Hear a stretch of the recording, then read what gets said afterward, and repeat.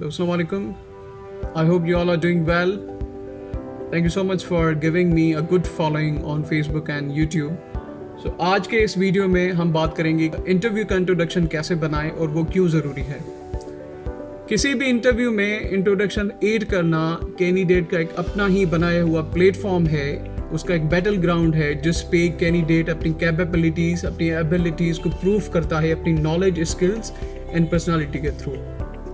बाज़ दफ़ा इंटरव्यूज़ में ग्रीटिंग्स की जाती हैं, लेकिन कैंडिडेट्स इंटरव्यू में इंट्रोडक्शन नहीं पूछा जाता, उनको ये नहीं कहा जाता कि इंट्रोड्यूस योरसेल्फ। सेकंड नंबर पे बाज़ दफ़ा ऐसा होता है कि कैंडिडेट्स को कहा जाता है कि इंट्रोड्यूस योरसेल्फ। तो यहाँ पे ये दो ऑप्शंस हैं, अगर आपसे पूछा जाए तो इंट्रोड्यूस करें, अगर आपसे पूछा ना जाए तो आप इंट्रोड्यूस ना करें। असल में दोनों ही सूरतों में आपको इंट्रोडक्शन देना है।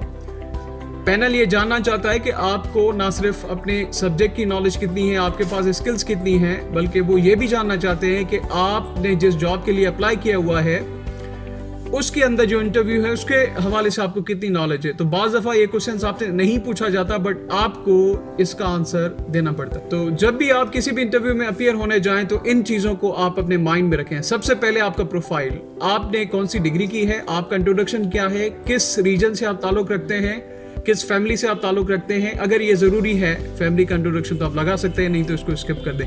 लेकिन रीजन लाजमी है, किस डिस्ट्रिक्ट, किस तहसील से आप वाबस्ता हैं। सेकंड नंबर पे आप जाएंगे अपने एकेडमिक बैकग्राउंड पे। एकेडमिक बैकग्राउंड में आप अपनी डिग्री को बयान करेंगे, आपके जो फेवरेट सब्जेक्ट्स थे या फिर आपके जो फेवरेट राइटर्स या फेवरेट एरियाज़ हैं उनके हवाले से आप अपने इंट्रोडक्शन में बातें इंक्लूड करेंगे।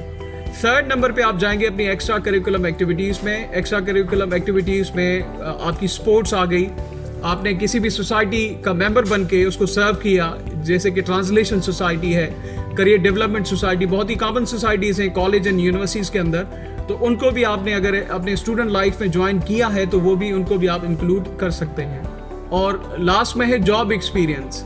जिनके पास अपना जॉब एक्सपीरियंस है वो अपनी जॉब का एक्सपीरियंस बयान करेंगे, उनकी जो रिस्पॉन्सिबिलिटीज़ हैं, उनको जो सब्जेक्ट वो टीच कर रहे हैं या फिर एडमिनिस्ट्रेटिवली जो भी उनके पास अपने मेजर टास्क हैं उनको वो बयान करेंगे, क्योंकि बाद में इंटरव्यू के अंदर उन्हीं से आपसे क्वेश्चंस पूछे जाते हैं। उसके बाद अगर आप सोशल साइंसेज से आप वाबस्ता हैं तो आप काफ़ी क्वेश्चंस अपने राइटर्स के ऊपर बना सकते हैं। जैसे मेरा इंग्लिश लिटरेचर का बैकग्राउंड है तो विलियम शेक्सपियर जैसे है बहुत ही अहम तरीन राइटर हैं, उनके ड्रामास पूरी दुनिया में फेमस है। अगर मैं इंक्लूड करता हूँ कि William Shakespeare is one of my favourite writers, authors, and I love William Shakespeare, तो डेफिनेटली विलियम शेक्सपियर के वर्क्स के अंदर से मेरे साथ सवाल होंगे। तो इन सारी चीज़ों में आपको अपने आप को तैयार करना है। आपका इंट्रोडक्शन आपके इंटरव्यू के अंदर आपका 50% है। उसके बाद माइनर क्वेश्चंस होते हैं, कुछ टोकन क्वेश्चंस होते हैं या फिर जनरल क्वेश्चंस पूछे जाते हैं इंटरव्यूज के अंदर। तो आपकी परफॉर्मेंस, आपकी पर्सनालिटी ये उस इंटरव्यू में डिसाइड कर लेगी that you are going to be selected और नॉट। दूसरी बात इस वीडियो में कि जो इंटरव्यू पैनल है वो आखिर क्या जज करता है कैंडिडेट के अंदर।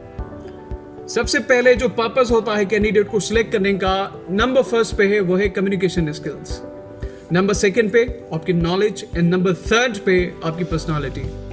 अगर ये तीनों चीज़ें आपके पास हैं तो डेफिनेटली कंपनीज, ऑर्गेनाइजेशंस आपको डिनाई नहीं कर पाएंगी। आपकी कम्युनिकेशन स्किल्स दूसरे कैंडिडेट से स्ट्रांग है या उनकी तरह उन जैसी है तो फिर भी सिलेक्शन के चांसेस आपके ज़्यादा हैं। सेकेंड नंबर पे आपके पास ज़बरदस्त नॉलेज है रिगार्डिंग योर ओन सब्जेक्ट्स, आपके जो एरियाज़ हैं, आपका जो जॉब एक्सपीरियंस है उसमें अगर ज़बरदस्त आप महारत रखते हैं तो फिर आपकी सिलेक्शन हो जाएगी। नंबर थर्ड पे बात की जाए पर्सनालिटी। पर्सनालिटी में आपकी ड्रेसिंग है, किस अंदाज से आप जवाब देते हैं, आपका टोन क्या है, आप चीज़ों को कैसे कैच करते हैं, आपके फेशियल एक्सप्रेशंस क्या हैं, ये सारी चीज़ें मैटर करती हैं। क्योंकि इंटरव्यू एक फॉर्मल सेटिंग है, वहाँ पे आपकी ड्रेसिंग भी फॉर्मल होनी चाहिए और आपका बात करने का अंदाज भी फॉर्मल होना चाहिए।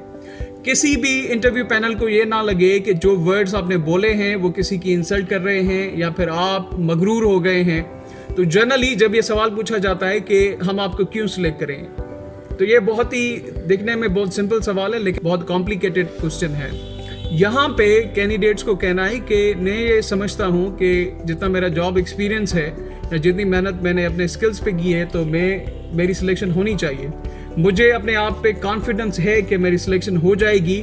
और दूसरी बात ये कि मैंने अपनी ज़िंदगी का ये एम बनाया हुआ है कि मुझे इसी फील्ड में आगे जाके काम करना है और अच्छी ऑर्गेनाइजेशंस में से अपना मुझे जो है करियर बनाना है। तो मैं समझता हूँ इन ग्राउंड्स पे, the grounds I am sharing, in grounds के ऊपर मेरी सिलेक्शन होगी।